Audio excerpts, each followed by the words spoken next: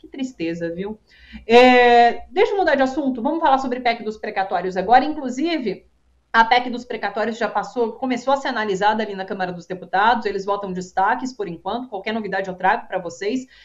Quero falar sobre isso, mas antes puxar esse detalhe da suspensão pela Rosa Weber das emendas do relator, que fazem parte desse orçamento secreto, né?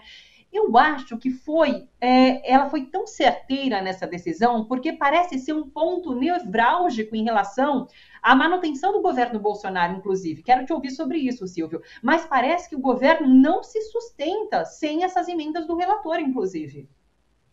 Está sendo uma situação muito delicada para o governo, né? Eu acho que a ministra Rosa Weber acertou nesse sentido, porque essas emendas do relator, que aliás surgiram no ano passado, não é? Quer dizer, não tinha antes emenda de relator, tinha emenda individual, tinha emenda de bancada, não é? Mas não tinha emenda de relator. E qual é o pulo do gato? A emenda de relator não identifica o beneficiário, né? E não diz quanto passou.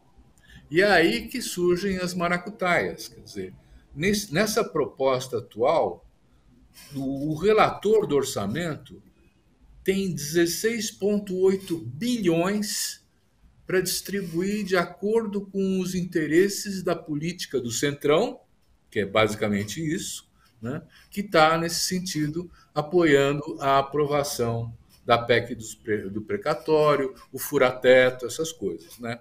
Eu fiz um levantamento, as emendas individuais em 2020, 2021, agora, são 9,7 bilhões. As emendas de bancada são 7,3 bilhões. E as emendas do relator do orçamento, que são essas escondidas do tal do orçamento secreto, que aliás também não pode, né? Quer dizer, são 16,8 bilhões. Então, o que está aqui? O que está havendo? O Centrão, que está comandando esse processo, quer puxar esses 16,8 bilhões, né, para favorecer os parlamentares, os deputados federais e os senadores que votarem com o governo. Ele gastou, né, o relator do orçamento gastou 1 bilhão nessa primeira votação da PEC dos precatórios para comprar os votos dos parlamentares. Né?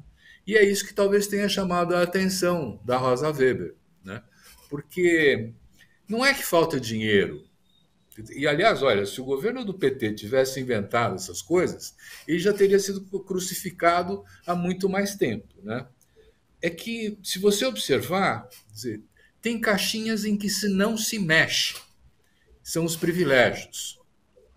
Eu acabo de verificar, por um estudo do INESC, né, que 58 bilhões de reais deixaram de ser arrecadados este ano, né, junto às empresas que exploram o pré-sal, o petróleo no Brasil, que não são nada pobres, são as multinacionais mais poderosas do mundo, que controlam o petróleo, a produção do petróleo, a distribuição do petróleo no mundo, né, e que recebem um incentivo fiscal, uma renúncia fiscal de incentivo à produção de petróleo.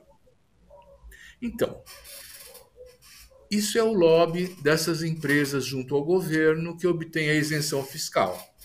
Existem estudos que dizem que dos 400 e tantos bilhões que tem de renúncia fiscal hoje em dia, nesse ano, né, cerca de 350 são benefícios indevidos produzidos pelos lobbies empresariais junto ao governo, que, aliás, é o governo deles, então favorece. Não é? Quer dizer, então, nós não estamos falando de mexer em algumas coisas que poderiam ser perfeitamente administradas como uma espécie de política de equidade, de diminuir a desigualdade social, de diminuir a carência daqueles que têm fome, né?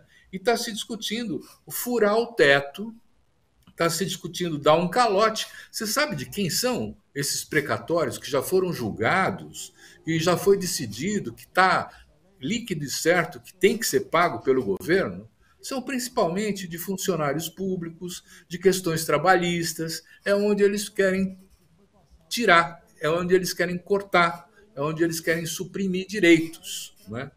Então, o que eu vejo, primeiro, é que, aliás, tem mais, quer dizer, o fundo eleitoral, né, o Centrão quer também transferir mais 5, quer que chegue a 5 bilhões, e sai também desse dinheiro, né, que vem do fura-teto e do precatório. Quer dizer, então, aumentam as emendas individuais dos parlamentares, aumentam as emendas de bancada, aumenta o que tem na mão do relator do orçamento, aumenta o fundo eleitoral.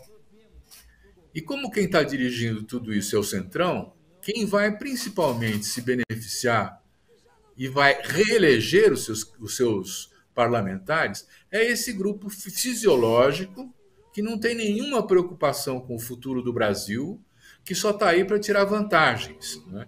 E isso é muito preocupante, porque, afinal de contas, nós estamos vivendo uma crise em que o auxílio, o Bolsa Família acabou de ser suspenso, não tem dinheiro na mão de quem precisa, tem dinheiro fora daí, né? Quer dizer, e se eventualmente essa PEC dos precatórios não caminhar, é importante que o PDT esteja reavaliando isso, porque ele pode travar esse negócio, né? Quer dizer, a liminar da ministra Rosa Weber continua valendo. Então, não pode repassar a emenda se isso não for votado, não é? Quer dizer, então nós estamos vivendo uma situação em que há um braço de ferro, né? Onde a questão central é: pode-se usar o dinheiro público na forma de emendas do relator para fazer corrupção e comprar voto? Ou não pode? Está se tentando um caminho do meio, dizendo, olha, pode, mas tem que mostrar quem recebeu, para onde foi e para que gasto é. Acontece que nós temos despesas fixas no orçamento que são absolutamente essenciais na educação, na saúde, na assistência social, né, que deixam de receber esses recursos porque eles vão para as emendas parlamentares. Emenda parlamentar é para favorecer a base eleitoral do parlamentar que concedeu essa emenda em um determinado município. É legítimo? Não sei se é legítimo. É legal, pode ser. Mas se isso fica em detrimento de atender, por exemplo, políticas de atenção à criança, eu acho que já não cabe, né? Tem uma questão ética que se envolve aí, além da política, né? E de ética esse governo não entende nada, né? Ele apenas renunciou à possibilidade de ter qualquer respeito da parte da população. O que ele consegue manter é essa população ainda fanatizada, né? Onde, como a gente viu lá na Câmara de Campinas, na Câmara Municipal, mas que está se reduzindo. Então, para o Bolsonaro, resolver esse problema de liberar 90 bilhões para poder, tirando dos precatórios, né, e aceitando furar o teto do gasto social, que são medidas inconstitucionais, né, sem esse dinheiro ele não tem chances eleitorais. Mas com os R$ 400 para cada família necessitada, ampliando inclusive a base do Bolsa Família para mais gente receber esse dinheiro, ele pode revigorar a sua campanha eleitoral e entrar com mais competitividade no ano que vem. Puxa vida, lembrando, inclusive, a gente conversou com o deputado Enio Verri aqui na semana passada, que explicou para a gente direitinho do que se trata a PEC dos precatórios, esses 90 bilhões que vão vir, né, caso a PEC seja aprovada para as mãos do governo Bolsonaro, não existe uma linha nesse projeto, inclusive, nessa proposta, que condiciona o uso dessa verba para o Auxílio Brasil. E lembrando também que o Auxílio Brasil não dá nem para chamar de programa social, porque é um programa agora emergencial, de fato, vai durar um ano, não é uma política estruturada que substituirá o Bolsa Família à altura, de modo algum. Vai ter um ano assim de duração, de fato, e não tem estrutura como tinha o Bolsa Família, que era pensado, que tinha ali critérios, enfim. Então, é muito lamentável o Bolsa Família ter acabado e agora essa discussão que a gente trava num momento de miséria aqui no Brasil. É muito triste. Você veja, Thalita, né? Dizer, o ano que vem não está sinalizando que vai ter uma retomada econômica, né? Quer dizer, nós Sim. estamos começando a ter indicadores de que o ano que vem a gente vai continuar patinando, sem crescer, sem gerar emprego, sem gerar uma renda maior para as famílias, né? Então, na hora que acabar o Auxílio Brasil, o próximo governante vai estar com uma batata quente na É. mão, né, que ele vai ter que resolver isso. Mas está abrindo uma discussão, porque nós já vimos o efeito dos R$ 600, que foram a primeira política de concessão do auxílio emergência, na economia brasileira. Foi muito positivo. Para a economia, não só para quem recebeu os 600, né? O comércio rodou dinheiro, enfim, as cidades, inclusive as cidades menores, acabaram tendo mais dinheiro no orçamento do que tinham antes. Então, nós estamos abrindo um campo de discussão que é o da renda básica. É uma renda de cidadania capaz de manter uma pessoa nas mínimas condições de dignidade e sobrevivência e que, no entanto, tem um papel dinamizador da economia muito forte.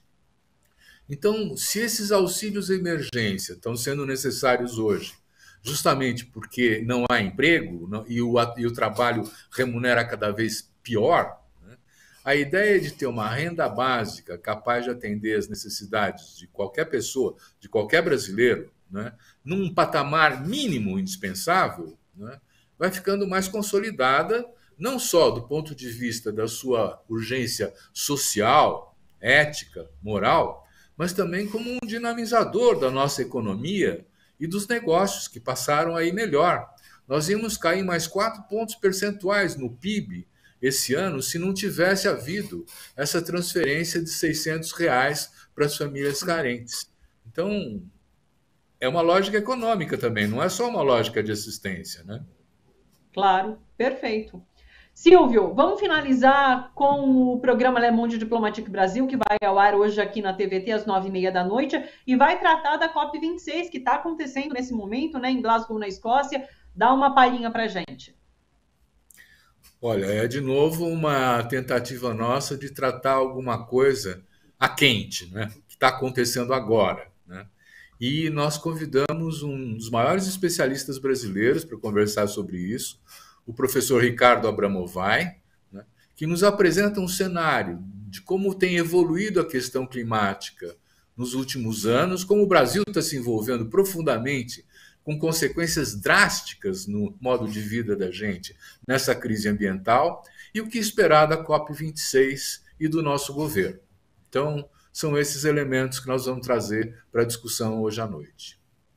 Perfeito. Hoje às 9h30, todos convidados a acompanhar na TVT e nas redes aqui da TVT também. Silvio, muito obrigado, um beijo grande para você. Até semana que vem. Até semana, um beijo, obrigado a você. Tchau.